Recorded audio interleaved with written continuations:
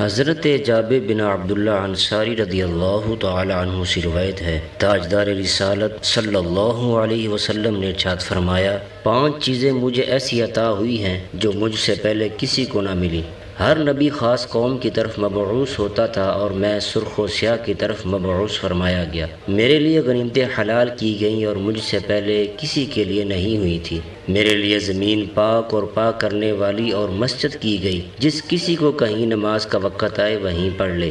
دشمن پر 1 ماہ کی مسافت تک میرا رعب ڈال کر میری مدد فرمائی گئی اور مجھے شفاعت عنایت کی گئی۔ حضرت ابو ہریرہ رضی اللہ تعالی عنہ سے روایت ہے، حضور نبی اکرم صلی اللہ علیہ وسلم نے ارشاد فرمایا، مجھے دیگر انبیاء پر 6 چیزوں کے ساتھ فضیلت دی گئی۔ مجھے جوامع الکلم عطا کیا گیا، رعب کے ساتھ میری مدد کی گئی اور میرے لیے اموال غنیمت کو حلال کیا گیا اور میرے لیے ساری زمین کو پاک کر دیا گیا اور مسجد بنا دی گئی اور میں تمام مخلوق کی طرف بھیجا گیا ہوں اور مجھ پر نبوت کا سلسلہ ختم ہو گیا۔ حضرت حذیفہ رضی اللہ تعالیٰ عنہ سے روایت ہے، وہ بیان کرتے ہیں، حضور نبی اکرم صلی اللہ علیہ وسلم نے ارشاد فرمایا، ہمیں دوسرے لوگوں پر 3 وجہ سے فضیلت دی گئی۔